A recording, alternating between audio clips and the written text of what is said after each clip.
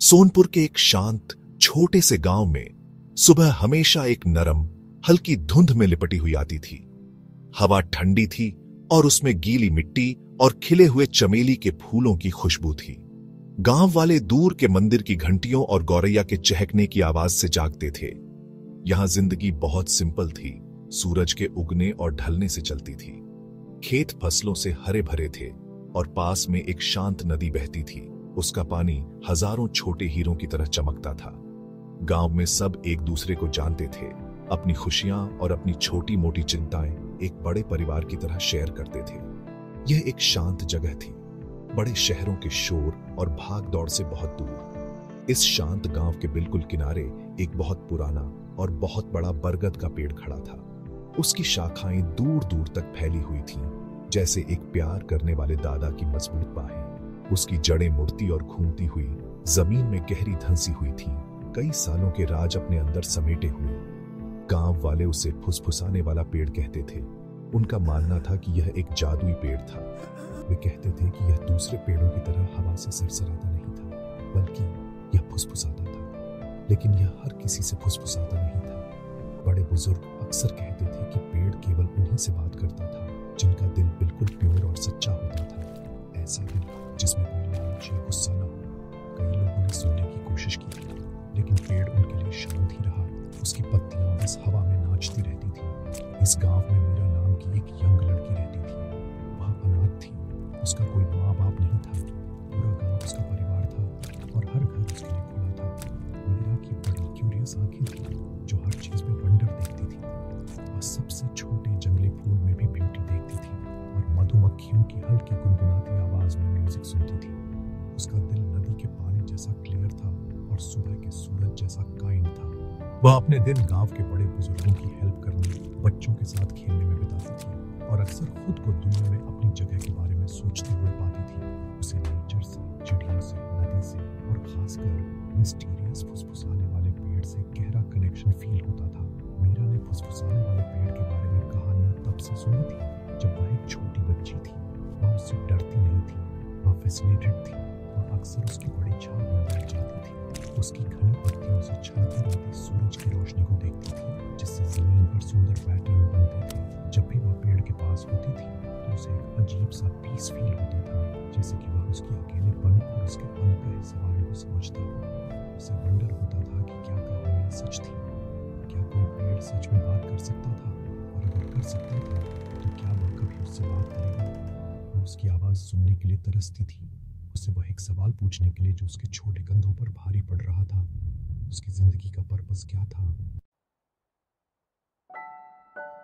एक शाम जब सूरज आसमान को नारंगी और गुलाबी रंगों से रंग रहा था, मीरा को फुसफुसाने वाले पेड़ की तरफ एक स्ट्रॉन्ग अट्रैक्शन फील हुआ। गांव रात के लिए तैयार हो रहा था और सब कुछ पर एक शांत माहौल छा गया था। उम्मीद और थोड़े डर से भरे दिल के साथ वह पुराने बरगद की तरफ चली। जैसे जैसे वह पास आती गई, हवा ठंडी होती गई और पत्तियां ढलती रोशनी में चमकती हुई लग रही थीं। वह विशाल तने के सामने खड़ी थी, जो इतना चौड़ा था कि 10 बच्चे हाथ पकड़कर भी उसे घेर नहीं सकते थे। उसे बहुत छोटा फील हुआ, फिर भी उसे डर नहीं लगा। उसे एक कनेक्शन उस बड़े पुराने पेड़ से एक साइलेंट वेलकम फील हुआ। एक गहरी सांस लेकर उसने अपना छोटा हाथ उसकी खुरदुरी छाल पर धीरे से रखा। छाल ठंडी और पुरानी लग रही थी, जैसे उसमें सदियों की विजडम भरी हो। उसने अपनी आंखें बंद की और एक धीमी आवाज में बात की, जो खुद एक फुसफुसाहट से ज्यादा तेज नहीं थी। ओह महान पेड़, उसने शुरू किया। उसकी आवाज थोड़ी कांप रही थी। वे कहते हैं कि आप प्योर हार्ट वालों से बात करते हैं। मुझे नहीं पता कि मेरा दिल प्योर है या नहीं, लेकिन मैंने कभी किसी का बुरा नहीं चाहा। मैं खोई हुई और अकेली फील कर रही हूं। मुझे नहीं पता कि मैं यहां क्यों हूं। प्लीज, अगर आप मुझे सुन सकते हैं तो मुझे मेरा पर्पस बताएं। मुझे इस दुनिया में क्या करना है। एक लंबे पल के लिए केवल सन्नाटा था। एकमात्र आवाज पत्तियों की हल्की सरसराहट और एक झींगुर की दूर की पुकार थी। मीरा का दिल थोड़ा बैठ गया। शायद कहानियां बस कहानियां ही थी। शायद पेड़ उससे बात नहीं करेगा। वह मुड़ने ही वाली थी। उसकी आंख के कोने में एक आंसू बन रहा था। तभी उसने उसे सुना। यह एक तेज आवाज नहीं थी, बल्कि एक हल्की सरसराहट वाली आवाज थी, जो हर पत्ती से एक साथ आती हुई लग रही थी। यह हवा की आवाज जैसी थी, लेकिन इसने शब्द बनाए, क्लियर और काइंड, सीधे उसके दिमाग और दिल से बात करते हुए। पेड़ उससे बात कर रहा था।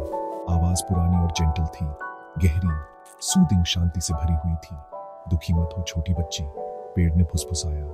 तुम्हारे जैसा दिल एक रेयर और प्रेशियस गिफ्ट है। तुम अपना पर्पस ढूंढ रही हो और यह एक नोबल क्वेस्ट है। दूर में जवाब मत ढूंढो, देखो तुम्हारे ठीक सामने क्या है। हवा का पीछा करो क्योंकि यह बदलाव के बीच ले जाती है। रोशनी का पीछा करो क्योंकि यह तुम्हें अंधेरे में छिपा रास्ता दिखाएगी। तुम्हारा पर्पस ढूंढने में नहीं है बल्कि काइंडनेस के कामों से क्रिएट करने में है। अब जाओ और रात की जेंटल रोशनी तुम्हारी गाइड बने। आवाज फिर फीकी पड़ गई, केवल हवा की आवाज बची। मीरा एक पल के लिए वहीं जम गई। उसका दिल ओ और खुशी से धड़क रहा था। पेड़ ने उससे बात की थी, उसके शब्द उसके दिमाग में गूंज रहे थे। हवा का पीछा करो, रोशनी का पीछा करो। उसने आसपास देखा, उसकी आंखें आश्चर्य से चौड़ी हो गईं। तभी एक हल्की हवा शाखाओं से गुजरी जिससे वे हिलने लगी। जैसे ही पत्तियां सरसराईं, एक छोटी सी चमकती रोशनी एक नीची लटकती शाखा के पास टिमटिमाई। यह एक सिंगल जुगनू था। फिर एक और दिखाई दिया और एक और, जब तक कि उनका एक छोटा सा बादल हवा में तैरने लगा। उनकी रोशनी टिमटिमाती हुई जैसे वे उसका इंतजार कर रहे हों। वे उस दिशा में नाचते हुए लग रहे थे जिस दिशा में हवा चल रही थी। पेड़ की सलाह याद करते हुए मीरा को पता था कि उसे क्या करना है। यही वह रोशनी थी जिसका उसे पीछा करना था। एक दृढ़ दिल के साथ वह चलने लगी। उसके नंगे पैर ठंडी जमीन पर धीरे से पड़ रहे थे। जुगनू उसके आगे आगे चल रहे थे। उनकी हल्की चमक एक रास्ता रोशन कर रही थी जो गांव से दूर और जंगल में गहरा जा रहा था। रात में जंगल आमतौर पर डरावना होता था, अजीब परछाइयों और अनजानी आवाजों से भरा होता था। लेकिन आज रात मीरा को कोई डर नहीं लगा। जुगनुओं का झुंड एक चलती हुई लालटेन की तरह था, एक जादुई गाइड जो सिर्फ उसके लिए भेजा गया था। उन्होंने उसे घनी झाड़ियों और गिरे हुए लट्ठों के ऊपर से ले जाया। उनकी रोशनी एक लगातार सुकून देने वाली मौजूदगी थी। यात्रा लंबी थी और जंगल घना होता गया। पेड़ उसके ऊपर ऊंचे खड़े थे, उनकी शाखाएं ऊपर एक गहरा कैनोपी बना रही थी। लेकिन जुगनू और ज्यादा चमक रहे थे। उनकी संयुक्त रोशनी अंधेरे को पीछे धकेल रही थी। मीरा एक उल्लू की आवाज और झाड़ियों में छोटे जानवरों की सरसराहट सुन सकती थी, लेकिन उसने अपने चमकते हुए साथियों पर अपना ध्यान बनाए रखा। उसे एडवेंचर का एहसास हुआ, एक ऐसा एहसास कि वह कुछ सचमुच स्पेशल खोजने की कगार पर थी। पेड़ के मिस्टीरियस शब्दों में उसे एक रास्ते पर ले गया था और हर कदम के साथ जो उसने उठाया, उसका अपने पर्पस में विश्वास मजबूत होता गया। उसे नहीं पता था कि वह कहाँ जा रही थी, लेकिन उसने रोशनी पर भरोसा किया। जंगल की आवाज बदलने लगी। मीरा एक नई आवाज सुन सकती थी, एक हल्की तेज आवाज जो जैसे जैसे वो चलती गई तेज होती गई। जुगनू उसे खुले मैदान में ले गए और जो उसने देखा उसने उसकी सांसें रोक दी। वहां जंगल के बीच में एक छोटा झरना था। यह काई से ढकी चट्टानों से नीचे एक क्रिस्टल क्लियर पूल में गिर रहा था। पानी में एक हल्की चांदी जैसी रोशनी थी, जैसे कि चांदनी खुद उसमें कैद हो गई हो। जुगनू पूल के ऊपर घूम रहे थे। उनकी रोशनी पानी की सतह पर चमक रही थी, जिससे प्योर मैजिक का एक सीन बन रहा था। मीरा ने उसे ढूंढ लिया था। यही रोशनी ने उसे ले जाया था। मीरा सावधानी से चमकते झरने के पास गई। उसके आसपास की हवा ताजी और ठंडी थी और पानी बहुत प्योर और अट्रैक्टिव लग रहा था। उसने अपने हाथों को कप की तरह बनाया और एक छोटी सी घूंट ली। यह सबसे स्वीटेस्ट, सबसे रिफ्रेशिंग पानी था जो उसने कभी पिया था। ऐसा लगा जैसे इसने उसे एक जेंटल एनर्जी से भर दिया हो, वेलनेस और पीस की फीलिंग। उसे तुरंत पता चल गया कि यह कोई साधारण झरना नहीं था, यह जादुई था, जंगल का एक छिपा हुआ वंडर। अपने गांव के बीमार और बुजुर्ग लोगों को याद करके उसके दिमाग में एक अद्भुत आइडिया आया। उसने कुछ बड़े पत्ते ढूंढे और सावधानी से उन्हें एक थैली का रूप दिया ताकि वह कुछ प्रेशियस पानी अपने साथ वापस ले जा सके। वह गांव में तब लौटी जब सूरज उगना शुरू हो रहा था। सबसे पहले वह एक बूढ़ी औरत से मिली जो कई दिनों से बुखार से पीड़ित थी। मीरा ने उसे जादुई पानी की कुछ घूंटें धीरे से दी। कुछ ही मिनटों में बूढ़ी औरत के गालों पर रंग लौट आया और उसका बुखार गायब होता हुआ लगा। चमत्कार की खबर गांव में आग की तरह फैल गई। जल्द ही जो भी बीमार था वह मीरा के पास आया। उसने झरने का तोहफा उन सभी के साथ शेयर किया और एक एक करके वे ठीक हो गए। गांव जो बीमारी से घिरा हुआ था अब हंसी और खुशी से भर गया था। मीरा अब सिर्फ एक अनाथ लड़की नहीं थी, वह उनकी प्यारी हीलर थी, उनकी उम्मीद की किरण। मीरा ने जादुई झरने की अपनी विजिट जारी रखी, हमेशा जरूरत पड़ने पर किसी के लिए भी उसका हीलिंग पानी वापस लाती रही। उसने अपना पर्पस ढूंढ लिया था, किसी बड़े टाइटल या बड़ी डेस्टिनी में नहीं, बल्कि अपने लोगों की सेवा करने के सिंपल एक्ट में। उसने काइंडनेस के जरिए अपना पर्पस क्रिएट किया था, जैसा कि फुसफुसाने वाले पेड़ ने उसे बताया था।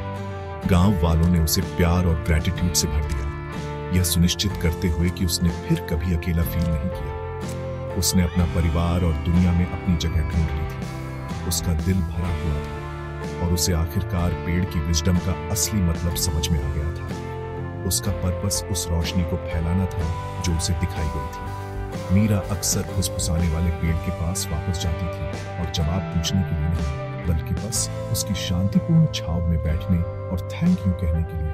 पेड़ ने फिर कभी उससे शब्दों में बात नहीं की, उसे जरूरत नहीं थी। उसका मैसेज अब मीरा के कामों के जरिए जी रहा था। उसकी पत्तियों की सरसराहट एक जेंटल अप्रूविंग आग जैसी लग रही थी, एक साइलेंट प्रॉमिस कि वह हमेशा उस पर और उस गांव पर नजर रखेगा जिसे उसने ठीक करने में मदद की थी। फुसफुसाने वाले पेड़ का राज सुरक्षित था और उसका सबसे बड़ा मैजिक उसकी आवाज में नहीं था, बल्कि उस प्यार और काइंडनेस में था जो उसने एक प्योर हार्टेड लड़की के दिल में जगाई थी, जिससे उसकी जिंदगी और उसके पूरे गांव की जिंदगी हमेशा के लिए बदल गई।